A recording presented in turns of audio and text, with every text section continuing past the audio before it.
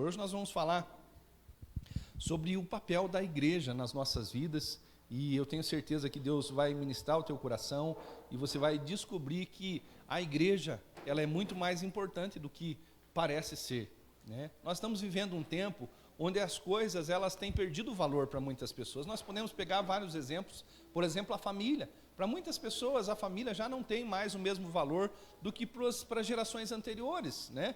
Nós vemos que casamento se trata muitas vezes de uma maneira tão superficial que elas nem ficam preocupadas se tiverem que deixar a esposa, deixar o esposo, deixar os filhos. As pessoas tratam isso como alguém que se abstém de comprar uma coisa, né?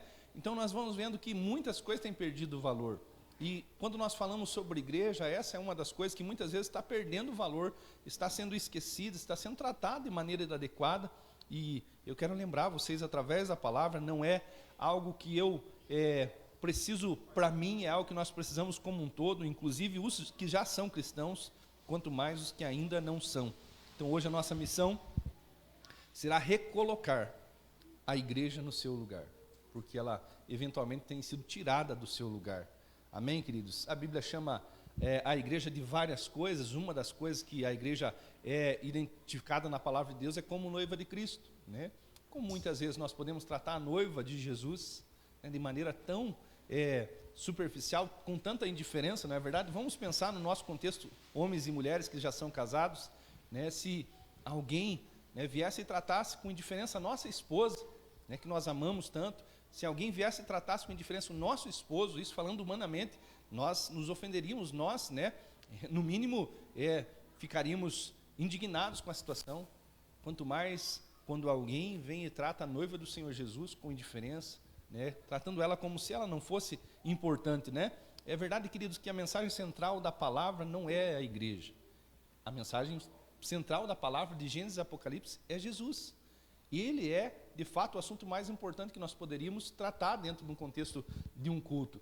Mas nós precisamos entender que a igreja está intimamente conectada com Jesus e que ela não pode ser esquecida. Amém? Dentro desse texto que eu vou ministrar para vocês, nós vamos ler um texto que é razoavelmente longo, Números 35, do 10 ao 29. Nós vamos ver, queridos, que muitas pessoas, inclusive, usam esse texto, pela qual eu preciso explicar isso para você, que muitas pessoas usam exatamente esse texto de Números 35 para dominar outras pessoas, né? Eu sei que vocês não são leigos, que vocês já viram muitas notícias, que vocês, né, são conscientes de que existem em todos os ramos, né, pessoas dominadoras, inclusive dentro do contexto da fé. Vocês já devem ter ouvido, visto, talvez até experimentado algum contexto onde algum líder religioso, alguma igreja, né, trata as pessoas como propriedade delas e não como propriedades de Cristo, né, que tentam dominar, que tentam fazer com que essas pessoas façam a sua vontade, em vez de fazer a vontade de Cristo. E esse é um texto que muitas vezes os dominadores usam para, né, prender as pessoas em si mesmos, né? E eu quero dizer para vocês que isso está totalmente errado, equivocado, e que nós devemos fugir de todo o contexto que vocês biblicamente identificarem como um contexto de dominador. Mas eu quero mostrar para vocês também que muitas pessoas que já passaram por esse contexto de ser dominada e ferida por uma liderança, por uma igreja dominadora, passam a olhar para a igreja de uma forma deturpada, porque elas começam a ver todas as coisas pela lente da sua dor, pelas lentes das suas feridas. E uma pessoa ferida, ela vai ficar muito desconfiada, ela vai ter muitas dificuldades para voltar a confiar. Então, nos nossos dias, nós vemos esses dois contextos. Muitas pessoas dominando outras pessoas, usando a palavra inadequadamente para dominar pessoas. E nós vemos também muitas pessoas feridas, que muitas vezes afastam outras pessoas da igreja e de Cristo, porque elas estão falando a partir da ótica das suas dores, a partir da ótica das suas feridas. Existem outras pessoas porque por falta de conhecer a palavra também, em vez de encorajar, né, outras pessoas a irem à igreja, a se aproximarem de Jesus, elas acabam muitas vezes sendo usadas pelo inimigo. O inimigo é o grande interessado em que as pessoas não entendam o papel da igreja. O inimigo é o grande interessado em que as pessoas tratem a igreja com frieza, né? O inimigo é o grande interessado em que as pessoas não compreendam o papel da igreja, porque dessa maneira ele mantém elas longe da igreja. E existe ainda um quarto tipo de pessoa que eu particularmente gostaria de ser e que vocês fossem também, que é aquele tipo de pessoa que vai constatar na palavra a verdade, vai usar essa experiência, esse conhecimento para se aproximar de Deus e ser abençoado, como também para se tornar uma bênção nas mãos dele. Amém? Então, essa é a realidade. A partir de um mesmo texto como esse, muitas pessoas usam para os seus próprios interesses. Outras são feridas por um texto como esse. Outras, recomendam que as pessoas não vão para a igreja porque elas olham para um texto como esse e veem que existe um perigo, um perigo que não existe, muitas vezes mostrado ou ressaltado pelo inimigo. E há um quarto tipo de pessoa que entende, que realmente abraça a causa e se envolve com Deus. Eu queria que você prestasse atenção nessa leitura, Números 35, 10. Nicole, dá para passar lá? Números 35, 10. Queria que vocês prestassem bastante atenção. Nós sempre falamos sobre isso, que o Velho e o Novo Testamento, eles se completam. Não há, nenhum tipo de inconformidade. Algumas pessoas podem dizer assim, não, mas o Velho Testamento nem deve ser considerado, é algo que está ultrapassado, nós vivemos no tempo da graça, não no tempo da lei. Mas eu sempre explico uma coisa, queridos, que eu aprendi, que para mim é muito importante, que o Velho Testamento para nós é como se fosse uma ilustração. Você vai ver muitas figuras de linguagem no Velho Testamento que o Novo Testamento vai explicar. Então, o Velho Testamento serve de ilustração para o Novo Testamento. E o Novo Testamento serve de explicação para o Velho Testamento. E nesse momento nós vamos ler um texto bíblico que valia integralmente na época da lei, mas que para nós hoje é apenas uma ilustração da realidade. Então, prestem bastante atenção, eu vou frisar algumas partes desse texto para que nós possamos tirar o melhor proveito dele. O texto diz assim: diga aos israelitas, quando vocês atravessarem o Jordão e entrarem em Canaã, está falando da libertação da escravidão do Egito, escolham algumas cidades para serem cidades de refúgio. Lembrem-se disso, cidades de refúgio, para onde poderá fugir quem tiver matado sem intenção. Lembre-se disso também, que a cidade de refúgio era um lugar que as pessoas que tivessem matado alguém sem intenção poderiam fugir para se proteger lá.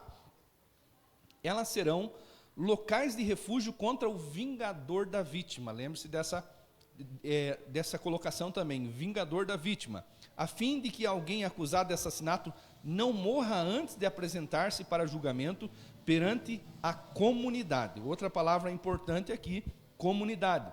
As 6 cidades que vocês derem serão suas cidades de refúgio. Designem 3 cidades de refúgio deste lado do Jordão e 3 outras em Canaã, do outro lado do Jordão. As 6 cidades servirão de refúgio para os israelitas, para os estrangeiros residentes e para quaisquer outros estrangeiros que vivam entre eles, para que todo aquele que tiver matado alguém sem intenção possa fugir para lá. Vocês vão ver 2 tipos de assassinos aqui, e depois eu vou explicar para vocês o que eles representam nos nossos dias. Um assassino que tinha eventualmente matado alguém sem intenção de matar, e o outro tipo de assassino que ele literalmente programou aquilo, que ele pensou, que ele intencionalmente praticou o assassinato. Nós vamos ler agora no versículo 16, a Bíblia diz assim: se um homem ferir alguém com um objeto de ferro de modo que esta pessoa morra, ele é assassino. O assassino terá que ser executado. Essa era a lei que estava em vigor naquele período, que nós chamamos a lei do olho por olho, dente por dente, vida por vida. Se alguém matasse alguém, deveria morrer como forma de compensar o que havia feito. E aí o texto no versículo 17 diz: ou se alguém tiver nas mãos uma pedra que possa matar e ferir uma pessoa de modo que ela morra, é assassino, e o assassino terá que ser executado. Ou se alguém tiver nas mãos um pedaço de madeira que possa matar e ferir uma pessoa de modo que ela morra, é assassino, o assassino terá que ser executado. O vingador da vítima matará o assassino quando o encontrar. Aqui nós vemos outra figura importante para o nosso entendimento. Existia um vingador da vítima, que executaria juízo sobre o assassino. O vingador da vítima matará o assassino quando o encontrar, o matará. Se de modo que ela Se alguém com ódio empurrar uma pessoa premeditadamente ou atirar alguma coisa contra ela de modo que ela morra, ou se com hostilidade der-lhe um soco provocando a sua morte, ele terá que ser executado, é assassino. O vingador da vítima matará o assassino quando encontrá-lo. Todavia, se alguém sem hostilidade, agora nós vamos passar a perceber que é outra realidade aqui, alguém que matou alguém sem a intenção de matar. Todavia, se alguém sem hostilidade empurrar uma pessoa ou atirar alguma coisa contra ela sem a intenção, ou se, sem vê-la, deixar cair sobre ela uma pedra que possa matá-la e ela morrer, então, como não era sua inimiga, não pretendia feri-la, a comunidade, lembre-se, a comunidade deverá julgar entre ele e o vingador da vítima de acordo com essas leis. A comunidade protegerá o acusado de assassinato do vingador da vítima. O que a comunidade fará? Protegerá o acusado de assassinato do vingador da vítima e o enviará de volta à cidade de refúgio para onde tinha fugido. Ali permanecerá, essa informação é importante, ali a pessoa que se refugiou permanecerá até a morte do sumo sacerdote. Lembre-se também dessa determinação, sumo sacerdote, porque ele significa algo muito importante para nós neste tempo. Ele permanecerá até a morte do sumo sacerdote, que foi ungido com óleo santo. Se, contudo, o acusado sair dos limites da cidade de refúgio para onde fugiu, o que acontece com ele? A Bíblia diz, e o vingador da vítima o encontrar fora da cidade de refúgio, ele poderá matar o acusado sem ser culpado de assassinato. O acusado deverá permanecer em sua cidade de refúgio até a morte do sumo sacerdote. Somente depois da morte do sumo sacerdote poderá voltar à sua propriedade. Estas exigências legais serão para vocês, para as suas futuras gerações, onde quer que vocês vivam. Amém? Queridos, mais uma vez, nós precisamos identificar algumas coisas que estão alistadas nesse texto, né, e transferir para a nossa realidade, porque se nós lemos um texto como esse, realmente pode até ficar confuso, mas quando nós começamos a conferir texto e contexto, nós vamos ver que tem tudo a ver comigo e com você. Uma das coisas que eu quero que você entenda, ali mencionou uma comunidade, não é a comunidade Alcance, mas é a igreja de forma geral. A igreja organizada, como nós temos hoje, não existia no Antigo Testamento, mas profeticamente, né, nós vemos o Moisés falando, porque Moisés é autor desse livro, né, dos 5 primeiros livros, nós entendemos que é Moisés o autor. Moisés estava falando profeticamente da igreja dos nossos dias. Nós vemos ali também, né, como eu já mencionei, um homicida voluntário que pensou em matar, que programou isso. Esse é uma figura de um pecador dos nossos dias que não se arrependeu. Amém?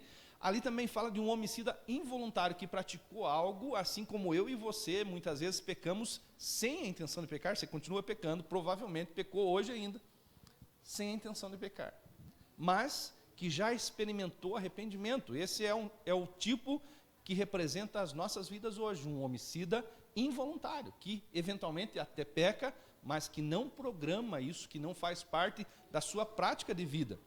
Nós vemos ali também a figura do vingador do sangue, que eu acho que não precisava nem explicação, está mencionando o próprio Satanás, aquele que realmente quer tirar a vida daqueles que erram, né? E é importante, já de antemão, eu quero mostrar para vocês que o vingador do sangue, ele era contido pelo julgamento da comunidade. A comunidade representa a igreja, o homicida se refugiava na cidade de refúgio, a comunidade julgava a causa daquele homicida, e se a comunidade realmente entendesse que ele cometeu um pecado sem a intenção de matar, então o vingador do sangue era contido pela comunidade. Então a igreja, vão percebendo, queridos, o papel da igreja na nossa vida. Ela realmente cumpre um papel muito importante. O Salvador não tem substituto, é o Senhor Jesus. Mas vocês vão descobrir até o final dessa mensagem que a igreja do Senhor, ela é uma extensão do próprio Cristo, que a igreja do Senhor recebeu poder do próprio Cristo. Jesus delegou autoridade para a sua igreja. E muitas vezes o que nós temos ouvido das pessoas, você não precisa da igreja. Jesus é que morreu no teu lugar, queridos. Eu não estou contestando essa afirmação, porque de fato foi Jesus quem morreu no nosso lugar. Mas como é que nós vamos dizer que nós não precisamos da igreja a partir do momento que nós descobrimos essas verdades nas Escrituras? Então, o vingador do sangue é a figura de Satanás nos nossos dias. E o sacerdote é a figura mais importante dessa história, porque ele é a figura de Cristo. Se vocês prestaram atenção na leitura do texto, vocês perceberam que a pessoa que se refugiava na cidade de refúgio, ele deveria ficar lá até que o sumo sacerdote morresse. A partir do momento que o sumo sacerdote morresse, ele estaria livre de toda acusação, ele poderia voltar para a sua vida natural, normal, e não estava mais debaixo de acusação. Não é o caso meu e o teu. Sem Jesus morrer no nosso lugar, existiria uma sentença de morte contra eu e você, mas porque Jesus morreu nos substituindo na cruz, agora nós podemos viver livremente, sem acusação, sem preocupação. E nós vamos vendo que há uma conexão entre uma coisa e outra, há uma explicação, né, muito clara sobre a verdade, e talvez, né, coisas que você nunca pensou vão ser, né, descobertas nessa noite. Amém? Cada situação ali remete a algo que diz respeito a Deus, a igreja, a nós, a Satanás e o pecado. E eu digo para vocês que um entendimento errado, um entendimento fora de contexto, pode prejudicar o plano de Deus para a nossa vida. Eu lembrei, né, esses dias, e mencionei isso também, enquanto pregava, que quando eu estava sendo alfabetizado, uma das minhas professoras estava explicando sobre a importância de pontos e vírgulas, né? E ela inclusive passava essa frase, se eu não me engano, no caderno de caligrafia. Já era uma coisa que ajudava na interpretação do texto, mas também ajudava na escrita. E ela mandava a gente escrever lá no caderno de caligrafia e explicava sobre a importância da pontuação usando essa frase. Devagar quebra molas. Vocês já ouviram essa frase? Aí ela explicava a grande diferença que uma vírgula faz. Quando você lê devagar, vírgula, quebra molas, você entende que você vai passar por um lugar que, se você, né, for sábio, você vai reduzir a velocidade e não vai ter prejuízo no teu carro. Mas se você esquece de usar a vírgula, você vai ler devagar, quebra molas, e você vai acelerar o teu carro, vai passar por aquele lugar e vai sair só com o volante na mão. Vocês perceberam? A interpretação correta de um texto, de uma frase, pode mudar a atitude de uma pessoa. Se ela interpretar da maneira certa, ela vai reduzir velocidade, vai passar de maneira adequada naquele lugar. Se ela interpretar de maneira errada, ela vai acelerar e vai passar de uma maneira errada também. E vai ter consequências em relação à sua atitude. Quando nós falamos da palavra, é muito mais intensa a consequência quando nós interpretamos errado, quando nós entendemos errado uma coisa. E esse é o caso. Aqui existem informações importantes que não podem ser interpretadas erradas. Em relação à igreja, eu queria que você lesse comigo em Romanos capítulo 22, versículo 23. Aqui nós vamos, na verdade não necessariamente sobre a igreja, mas em relação ao contexto que nós lemos. Romanos 6, 22 diz assim: mas agora que vocês foram libertos do pecado e se tornaram escravos de Deus, o fruto que colhem leva à santidade e o seu fim é a vida eterna. Pois o salário do pecado é a morte. Assim como a consequência de um assassinato lá no Antigo Testamento deveria ser a morte, na época da graça, na época em que nós estamos vivendo, o pecado continua matando. Agora, queridos, na verdade, a régua subiu, porque antes, se você matasse alguém, você seria morto. Agora a Bíblia diz que se nós, né, liberarmos palavras de maldição sobre a pessoa, nós já somos réus de morte. Então a régua subiu, as coisas ficaram muito mais, a exigência de Deus é muito maior para nós, mas muitas vezes nós esquecemos dessa realidade.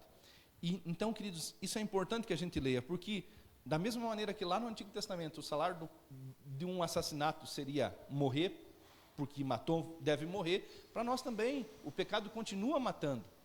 Então isso está em conformidade entre as duas realidades, debaixo da lei ou debaixo da graça, o pecado ainda continua matando. Em Hebreus 6,19, a Bíblia diz assim: temos essa esperança como âncora da alma, firme e segura, a qual adentra o santuário interior, por trás do véu, onde Jesus, que nos precedeu. Esse texto está falando do sumo sacerdote que nos substituiu, que nos precedeu. Ele entrou no nosso lugar, tornando-se sumo sacerdote para sempre. Então, a figura do sumo sacerdote que morria lá na cidade de refúgio para que o assassino fosse liberto, está em vigor nos nossos dias também. Jesus, como sumo sacerdote, precisa morrer substituindo eu e você para que nós sejamos livres da consequência dos nossos pecados. Isso é bíblico. Entrou em nosso lugar, tornando-se sumo sacerdote para sempre, segundo a ordem de Melquisedeque. Isaías 53:5 ainda continua falando de Jesus, o papel que ele ocupa nas nossas vidas como substituto nosso na cruz do Calvário. O castigo que nos trouxe a paz estava sobre ele, pelas suas feridas nós fomos sarados. Ou seja, Jesus nos substituiu. Para que nós tivéssemos paz, o castigo foi executado. A justiça divina foi executada sobre ele. Em João 10:10, nós vamos ver a figura do vingador do sangue, exatamente, sobre Satanás. João 10:10 diz assim: o ladrão, figura de Satanás, vem para matar, vai para furtar, matar e destruir. Eu vim para que tenham vida e tenham plenamente. Até agora, todas as coisas que nós lemos lá no Antigo Testamento são conferidas e avalizadas pelo Novo Testamento. Agora nós passamos a ver, segundo a palavra de Deus, a importância da igreja.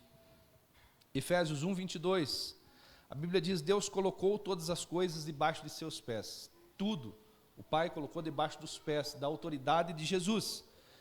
E o designou, o que o Pai designou Jesus? Como cabeça de todas as coisas para a igreja, que é o seu corpo, a plenitude daquele que enche todas as coisas em toda e qualquer circunstância. Ou seja, a palavra de Deus apresenta Jesus como cabeça e a igreja como um corpo. E eu pergunto para vocês, qual foi a última vez que vocês viram uma cabeça andando sozinho por aí? Ou um corpo sem cabeça? Isso é impossível. Quando uma pessoa tenta desconectar a igreja de Jesus, dizendo só Jesus você não precisa congregar porque Jesus é que morreu por você, e ele tenta desvincular a igreja de Jesus, essa pessoa está cometendo fugiu a palavra agora, decapitação, uma decapitação espiritual. Queridos, eu sei, mais uma vez menciono isso, tem muitas pessoas fazendo muitas coisas erradas em nome da igreja, através das igrejas. Tem traficante que abre igreja para lavar dinheiro.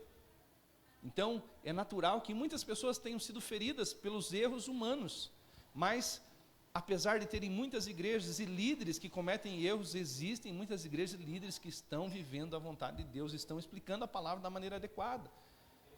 Amém, queridos? Então, nós não podemos cometer o erro de realmente anular o papel da igreja por conta de alguma dor, de alguma ferida que nós tenhamos passado. Vocês vão encontrar no caminho de vocês muitas pessoas feridas, e elas verão a igreja, por exemplo, com a ótica da sua ferida, e elas vão ver a igreja como um lugar terrível, porque elas não foram curadas. Quando isso acontecer, nós precisamos estar preparados para mostrar para elas que, apesar de terem lugares que ferem, que machucam em nome de Deus, há lugares que curam, que transformam, que salvam em nome de Deus. Amém? Então nós não podemos cometer o erro de subestimar o papel da igreja, de anular a importância da igreja, de deixar de realmente valorizar o papel que a igreja tem, porque Jesus é o cabeça e a igreja é o seu corpo. Em Mateus capítulo 16, versículo 19, nós também vamos descobrir que o Senhor Jesus delegou a autoridade para a igreja. É como se numa grande empresa, provavelmente, uma grande empresa tem um ou dois donos, uma sociedade, mas quando nós falamos de uma grande empresa, esse dono ou esses donos, eles não podem gerir toda essa empresa, eles vão precisar dar autoridade a alguém de confiança para que essas pessoas executem as tarefas. Foi exatamente o que Deus fez. Ele é o Todo-Poderoso, Ele é o dono da igreja, Ele é o dono de todos nós, mas Ele delegou à igreja alguns papéis, que nós não vamos desfrutar deles se não estivermos vinculados à igreja. Aqui em Mateus 16, 19, a Bíblia diz assim: eu lhes digo que você é Pedro. Jesus está ali numa conversa com Pedro, e ele fala sobre essa pedra, está falando da igreja, sobre essa pedra está falando de si mesmo, ele é a pedra principal. Edificarei a minha igreja, sobre ele, sobre mim mesmo vou edificar a minha igreja, e as portas do inferno não poderão vencê-la. Olha só o que Jesus diz a respeito da igreja: eu lhe darei as chaves do reino dos céus. Isso é delegar autoridade.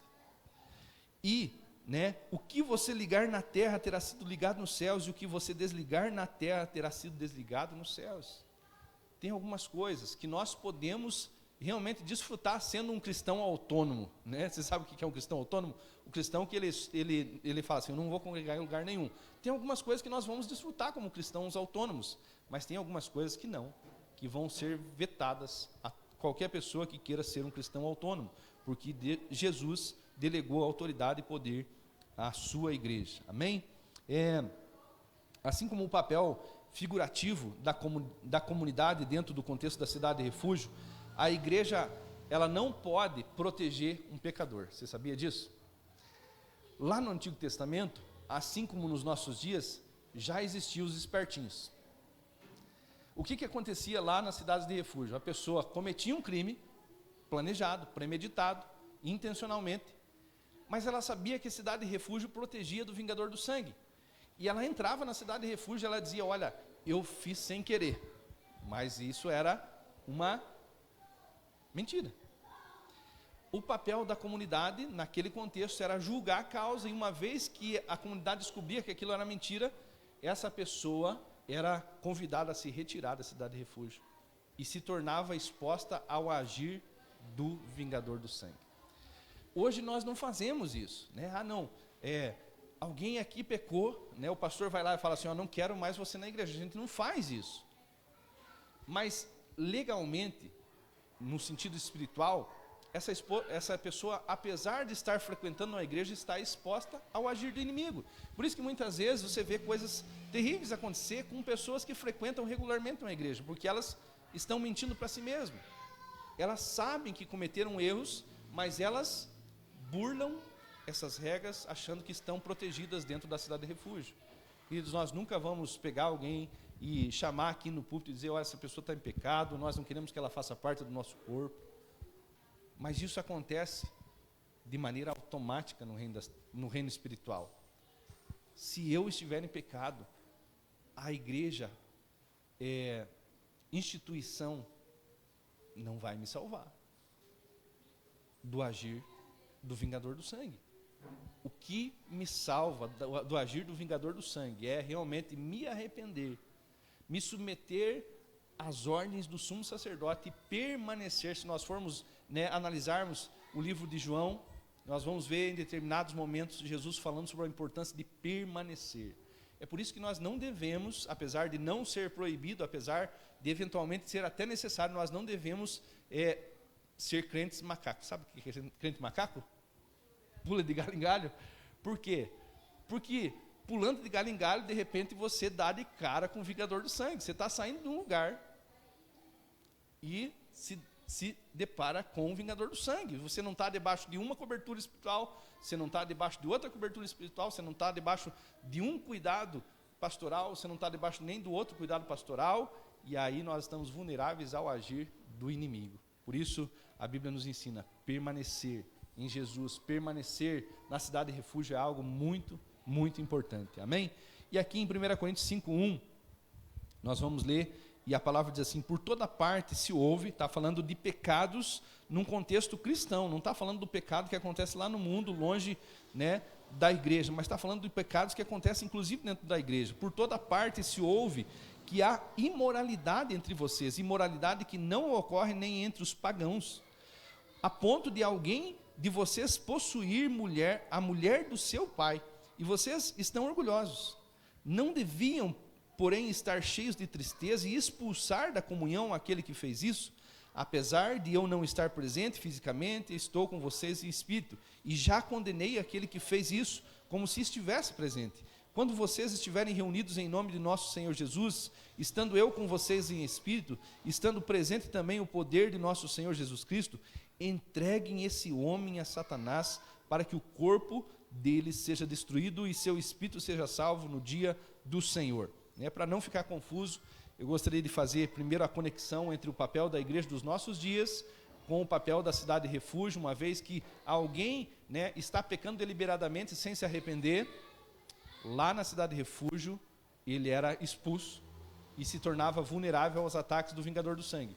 Nos nossos dias, o que Paulo está sugerindo é que se alguém convive com a igreja, mas não se arrepende, não muda de vida, não se deixa transformar por Jesus, ele sugere, isso é algo estritamente assim, acontece de maneira muito difícil. Até hoje eu já presenciei a necessidade de fazer isso na igreja. Mas é algo que não acontece todo dia. Paulo está sugerindo, olha, vocês vão pegar essa pessoa que está, né, causando escândalo, está pecando deliberadamente e vão dizer, olha, nós estamos entregando você a Satanás. Assim como a cidade de refúgio entregava o assassino que não queria se arrepender nas mãos do vingador do sangue. Paulo não está dizendo, olha, eu desisti dele. Mas Paulo está dizendo assim, todos os nossos esforços foram em vão, porque nós não conseguimos mostrar para ele o erro dele. Talvez pagando um preço, sofrendo um pouco nas mãos do vingador do sangue, ele caia em si, se arrependa e mude de vida.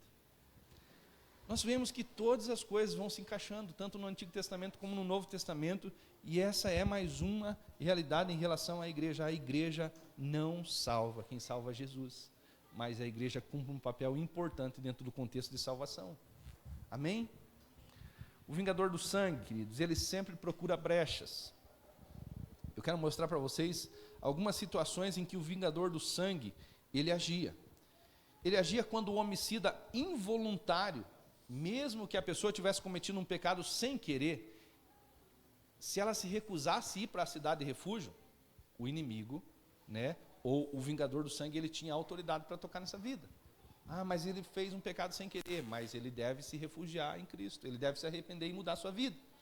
Senão, o vingador do sangue tinha autoridade para tocar nela. Outra situação era quando, né, já explicado, a pessoa tinha cometido um assassinato por vontade própria. Então, ela estava exposta ao agir do vingador do sangue. E, né, quando o homicida involuntário ia para a cidade de refúgio, mas de repente ele pensava assim, puxa vida, está muito chato aqui, não tem nada para fazer de legal dentro dessa cidade de refúgio, né? E aí a gente usa alguns termos que talvez para vocês sejam estranhos, mas existe o crente Raimundo. Você conhece o crente Raimundo? Um pé na igreja, um pé no mundo. A pessoa, ela era consciente dos seus erros. Ela se refugiava na cidade de refúgio. Mas de repente ficava chato lá e ela dava aquela saidinha. Eu vou dar uma curtida agora. E se nesse momento o vingador do sangue a encontrasse, ele podia tocar na vida dela. Por isso, queridos, nós precisamos permanecer no Senhor. Nós precisamos permanecer firmes como um corpo de Cristo. Amém? Efésios 4:27 diz assim, e não deem lugar ao diabo. No caso da pessoa e da cidade de refúgio, dar lugar ao diabo é realmente deixar a cidade de refúgio antes do sumo sacerdote ter morrido, substituindo ela das suas culpas. Amém? Então nós precisamos entender isso, queridos. O inimigo, ele não tem misericórdia. Ele não tem misericórdia. Não tem misericórdia de mim, não tem misericórdia de você, não tem misericórdia de quem está lá fora. Por isso é importante que eu e você que sabemos o papel de Jesus, o papel da igreja, anunciarmos para eles, porque algumas pessoas estão cometendo pecados deliberadamente, achando que não terão consequências.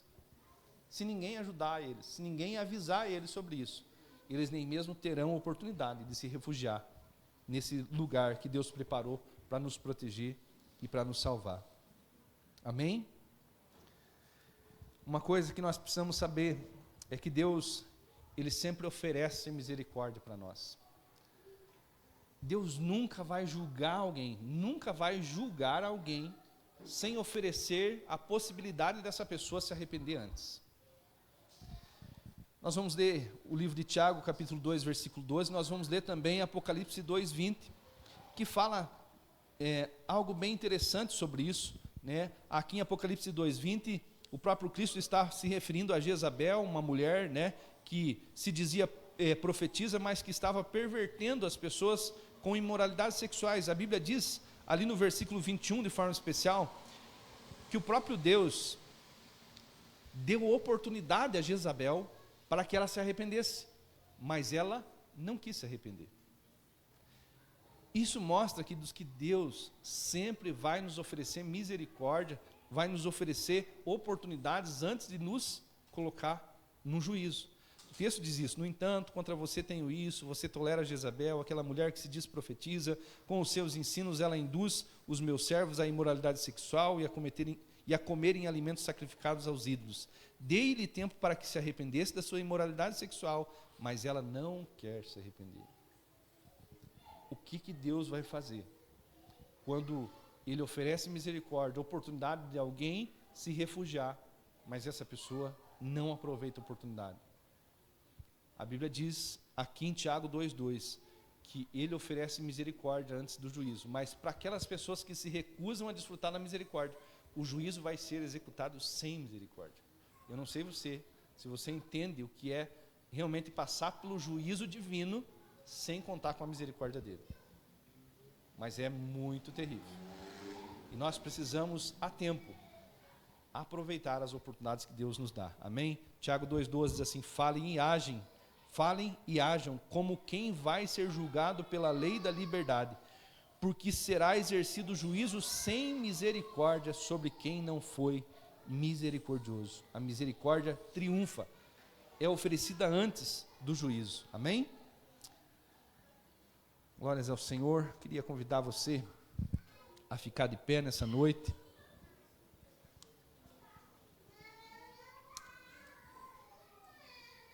Para você pensar que está acabando. Assim, queridos, como na cidade de refúgio, a igreja dos nossos dias nunca vai obrigar ninguém. Amém? Isso é importante. Nós nunca vamos obrigar vocês a fazerem algo ou a deixar de fazer algo que queiram fazer.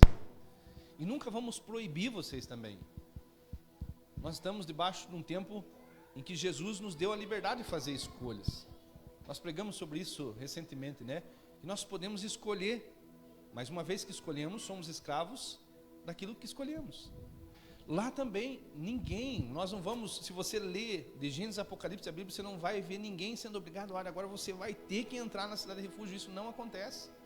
Era uma opção que a pessoa tinha, né? Uma vez que ela entendia que ela estava vulnerável ao agir do vingador do sangue, ela voluntariamente entrava na cidade de refúgio, porque ela entendia ali era a esperança de salvação para ela. Nos nossos dias também, nós não vamos obrigar ninguém a entrar na igreja, a se aliançar com o sumo sacerdote de Jesus, mas no mínimo nós precisamos anunciar essa mensagem para que todos tenham a oportunidade de se refugiar ali. Sabe, queridos, nós precisamos entender, e esse tem sido, né, a razão de nós realmente nos esforçarmos. Eu falo da minha casa, nós temos cometido algumas loucuras, né, aberto mais igreja que podemos cuidar, mas quando você vê a palavra falando sobre as orientações de Deus, ele fala, olha, façam 3 cidades de refúgio desse lado do Jordão, façam mais 3 cidades de refúgio do outro lado do Jordão. E eu penso Deus falando assim, pensando consigo mesmo, eles precisam ter um lugar próximo deles o suficiente que, a partir do momento que eles se identificaram os seus erros, eles corram a tempo de se salvar. Porque se não existem cidades de refúgios estrategicamente abertas próximo desses pecadores, antes deles conseguirem chegar nas cidades de refúgio, o vingador do sangue já tinha tocado na vida deles. Então o nosso papel é, pelo menos, né, além de nós anunciarmos a todos, há um lugar de salvação, há um lugar de remissão, há um lugar de cura, de transformação, nós precisamos estar perto dos pecadores, para que eles possam se refugiar conosco e fazer parte dessa família. Agora, o que nós também precisamos entender é que nós não vamos ler que a cidade de refúgio ia até o pecador. O contrário acontecia. O assassino é que, consciente dos seus erros, ia até a cidade de refúgio. Muitas vezes, eu não sei se você escuta, mas eu já escutei muito, as pessoas dizerem, olha, eu não vou mais para a igreja, porque eu passei por uma necessidade e ninguém veio atrás de mim. Queridos,